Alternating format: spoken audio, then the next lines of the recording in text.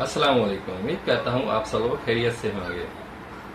ہمارا آج کا ٹاپک ہے ثاقب رضا مصطفی صاحب کی زبانی حضرت محمد مصطفیٰ صلی اللہ علیہ وآلہ وسلم کے بھوک کے واقعات۔ تو چلیے مولانا ثاقب رضا مصطفی کی زبانی یہ بیان سنتے ہیں۔ ہم نے چاہا حضور کا چہرہ دیکھ لیں تو کچھ پیاس بجھ جائے، کچھ بھوک مٹ جائے۔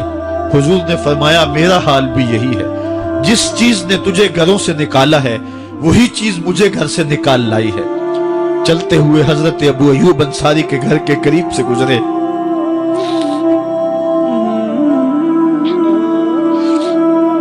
حضور کی خوشبو پا کے وہ باہر آ گئے۔ عرض کی بندہ نواز، آج میرے مہمان نہیں بنتے؟ حضور نے کہا تمہاری مرضی۔ گھر لے گئے، چٹائی بچھائی، حضور کو بٹھایا، گھر والوں کو بکری کا بچہ ذبح کر کے دیا۔ کہا جلدی جلدی کھانا تیار کرو، میرے آقا کو بھوک لگی ہوگی۔ یہ کہہ کے واپس آئے، حضور کے پاس بیٹھے، نظر چہرے پہ پڑی تو گھبرا گئے۔ نکاحت کے آثار اتنے واضح تھے کہ سمجھ آ رہی تھی کتنے دنوں سے حضور نے کچھ نہیں کھایا۔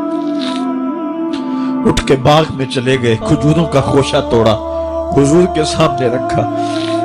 کہا بندہ نواز، جب تک کھانا تیار نہیں ہوتا یہ کھجوریں تناول فرمائیں۔ تھوڑی دیر کے بعد کھانا دسترخوان پہ لگ گیا۔ حضور سے عرض کی کہ حضور آئے کھانا تناول کر لیں۔ حضور نے دسترخوان پر تشریف فرما ہو کر کے حضور نے کپڑا اٹھایا تو حضور نے جب دیکھا کہ کھانا ہے تو حضور نے ایک روٹی لی اور چند بوٹیاں اٹھائیں اور ایک خادم کو بلا کر کے کہا جاؤ ہمارے گھر دے آؤ، میری بیٹی فاطمہ کتنے دنوں سے بھوکی ہے۔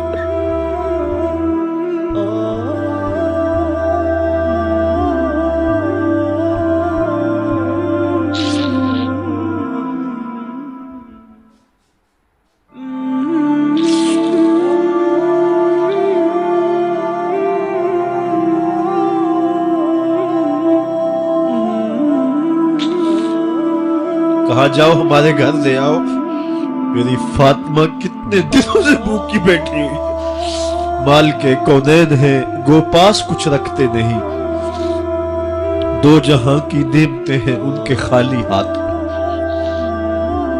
آپ کو پتا ہوگا کہ جب میرے رسول کا انتقال ہوا ہے، حضور کا وصال ہوا ہے، تو حضور کی ایک زرہ ایک یہودی کے گھر میں گروی رکھی ہوئی تھی۔ حضور نے زرہ رکھ کر کے اس سے قرض لیا ہوا تھا۔ یہ اسلام کی غربت کی کہانی ہے، اور پھر اللہ نے اسلام کو امارت کے رنگ بھی دیے۔ آؤ تمہیں کہانی سناؤں۔ حضرت عدی بن حاتم روایت کرتے ہیں، صحیح بخاری میں روایت ہے۔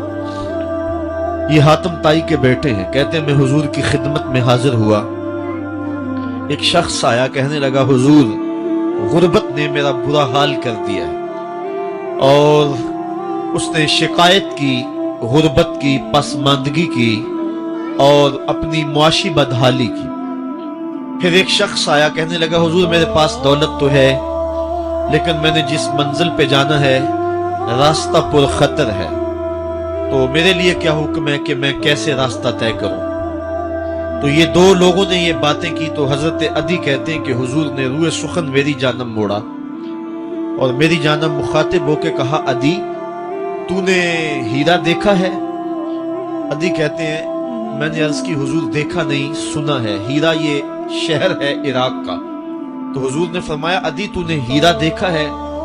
میں نے کہا نہیں حضور دیکھا نہیں، اس کا تذکرہ سنا ہے۔ فرمایا عدی اگر اللہ تجھے زندگی کی مہلت دے تو ہیرا سے ایک خاتون چلے گی، تو اپنی آنکھوں سے دیکھے گا اور مکے تک پہنچے گی اور اللہ کے گھر کعبہ کا طواف کرے گی، اور اس کو ہیرا سے لے کر کے مکے تک اللہ کے علاوہ کسی کا ڈر نہیں ہوگا۔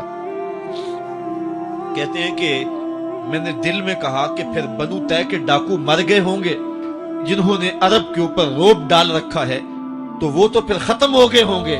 کہتے ہیں میں بھی سوچ ہی رہا تھا کہ حضور نے مزید میری حیرت میں اضافہ کرتے ہوئے کہا عدی اگر تجھے اللہ نے زندگی کی مہلت دی تو تو دیکھے گا کہ کسرا کے خزانے تیری جھولی میں ہوں گے۔ تو اس دور کی سپر طاقت تھی۔ میں نے کہا حضور کسرا بن ہرمز؟ हुजूर ने फरमाया हाँ किसरा बिन हुरमज। कहते हैं कि हुजूर ने फिर फरमाया दी अगर तू जिंदगी पाई तो तू वो दिन भी देखेगा कि एक शख्स ज़कात की रकम लेकर के, ज़कात की चांदी लेकर के, ज़कात का सोना लेकर के निकलेगा और उसको कोई ज़कात का मुस्तहिक ही नहीं मिलेगा। हजरत अदी बिन हातिम कहते हैं कि फिर मैंने वो मंजर अपनी आंखों से देखा कि हीरा से एक खातून चली और मक्के तक पहुंची और अमन ऐसा था कि उस अल्लाह के अलावा किसी का डर नहीं था। फिर वो इतना नहीं रोया जितना कि पाक सल्लल्लाहु इसरा बिन हुरमज के खजाने अपनी उम्मत के लिए रोए। के बाहर पड़े हुए हैं। तो कहते हैं तीसरी चीज मैं देख ना सका और मैंने लोगों को कहा कि ये मैं तो नहीं देख सका, मेरी शायद जिंदगी वफा न करे, और अगर तुम्हारी जिंदगी वफा करे तो तुम देखना मेरे आका ने जो फरमाया था, दो बातें तो पूरी हो गई हैं और तीसरी बात तुम देख लोगे। हजरत यहया बिन सईद फरमाते हैं कि हजरत उमर बिन अब्दुल अजीज का जमाना था और उन्होंने मुझे अफ्रीका की जानब ज़कात वसूल करने के लिए भेजा। मैं वहां से ज़कात वसूल की और फिर मैं ज़कात लेने वाले मुस्तहकीन को ढूंढने लगा तो कहते मुझे कोई मुस्तहिक न मिला। फिर मैं गुलाम पकड़ता और उसके पैसे दे के उसको आजाद करवाता चला जाता। हजरत उमर बिन अब्दुल अजीज का जमाना है कि गवर्नर है इराक का, वो हजरत उमर बिन अब्दुल अजीज को लिखता है कि इतनी रकम है, इसका क्या करना है। तो उमर बिन अब्दुल अजीज कहते हैं रकम लेके यहां ना आना, वहां इराक के लोगों में बांट दो, जो ज़कात के मुस्तहिक हैं उनको तकसीम कर दो। तो गवर्नर लिखता है जो मुस्तहिक है उनको दे दी, अब कोई मुस्तहिक नहीं रहा तो मैं क्या करूं। तो हजरत उमर बिन अब्दुल अजीज कहते हैं जो मकरूज हैं उनका कर्ज उतार दो। तो कहते हैं कि हाँ कर्ज भी मैंने उतार दिया है, रकम फिर भी बच रही है, क्या करूं।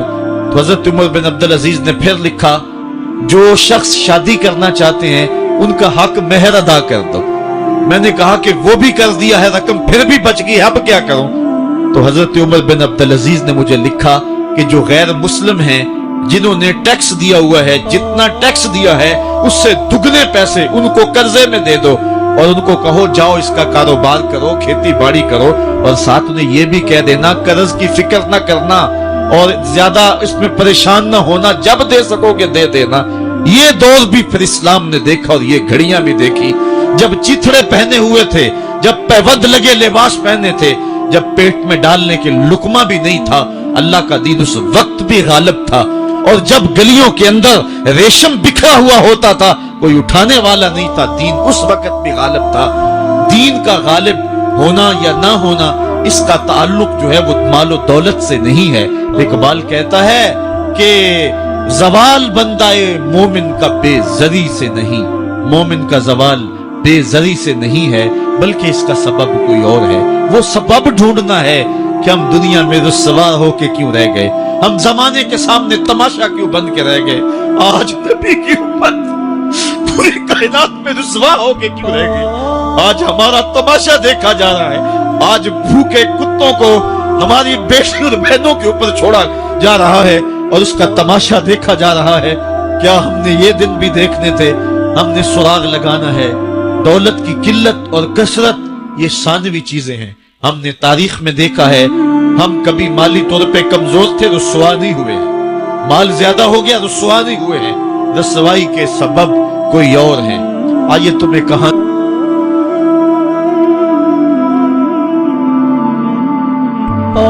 सबर एक ऐसी सवारी है जो अपने सवार को गिरने नहीं देती।